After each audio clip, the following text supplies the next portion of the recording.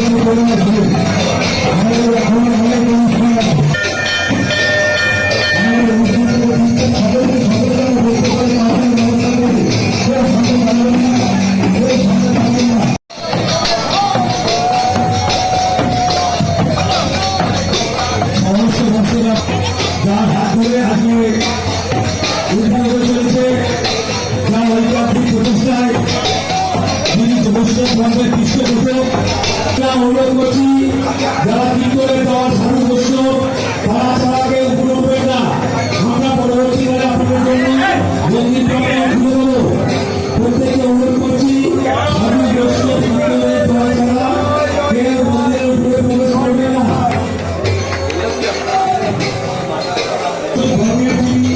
বিশ্বপ্রথম তার হাতে আজকের এই মন্দির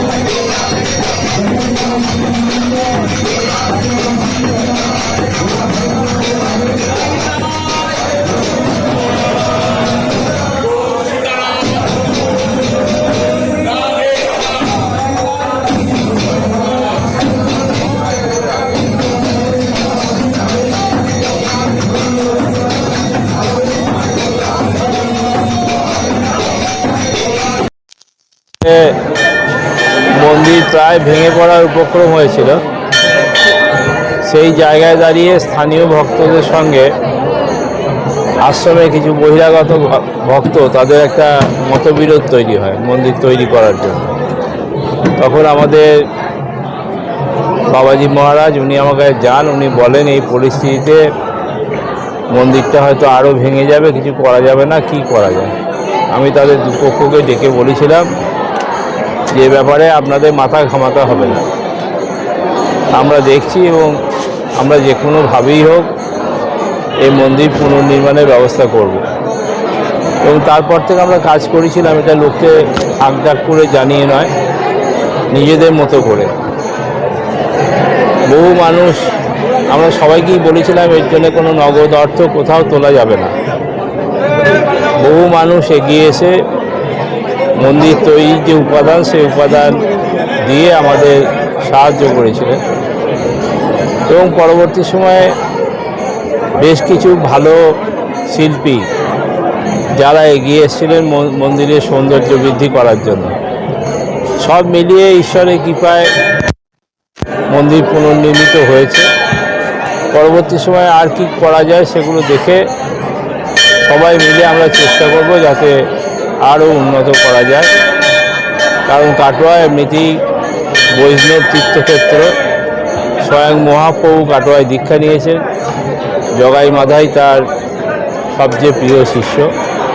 অতএব সেই স্মৃতি রক্ষা করার দায়িত্ব কাটোয়ার সমস্ত মানুষের। সেই কাটোয়ার মানুষের হয়ে সেই স্মৃতি রক্ষার দায়িত্ব আমরা গ্রহণ করেছি।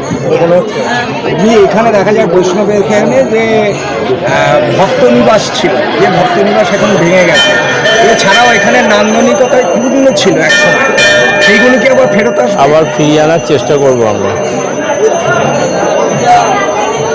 নির্বাচনের মরশুমে এই মন্দির উদ্বোধনে এসে কোনো রকম কি আচরণবিধি লঙ্ঘন বা আচরণবিধির উপরে কোনো প্রভাব পড়া বা কিছু? না, আমরা তো এখানে নির্বাচন নিয়ে কিছু বলতেও আসিনি। মন্দির স্বাভাবিক নিয়মে তৈরি হয়েছে এবং তৈরি হওয়া মন্দির পড়ে থাকলে তো আবার ভেঙেই পড়বে। এই মন্দির ব্যবহার করার জন্যে মহান্ত মহারাজরা বারে বারেই বলছিলেন। উদ্বোধন আমি করিনি, উদ্বোধন করেছেন এই মন্দিরের যিনি মূল মহান্ত, তিনিই করেছেন। আমরা সাধারণ দর্শক হিসাবে এখানে উপস্থিত হয়েছি। ভোগ মন্দির, তারপর আপনার রসের ঘর, গোশালা আর ভক্তনিবাস। হ্যাঁ, এগুলো হবে। হ্যাঁ, আস্তে আস্তে উনিও করবো বলেছেন, প্রতিশ্রুতি দিয়েছেন। কি নাম আপনার? আমার নাম নিত্যানন্দ দাস বাবাজি। আপনি এখানকার মহন্ত? না, আমি এখানে অধ্যক্ষ মহন্ত। মহন্ত নয়, মহন্ত ওনারা। কাটোয়ার এই পূর্ণভূমির নতুন রূপ দেখতে আপনি কবে আসছেন? কমেন্ট করে জানান আমাদের। ভক্তি এবং ঐতিহ্যের এমন আরও খবর পেতে আমাদের চ্যানেলটি সাবস্ক্রাইব করুন এবং ভিডিওটি শেয়ার করে সকলকে দেখার সুযোগ করে দিন। কাটোয়া থেকে শঙ্কু কর্মকারের রিপোর্ট, ক্রাইম প্রেস বেঙ্গল।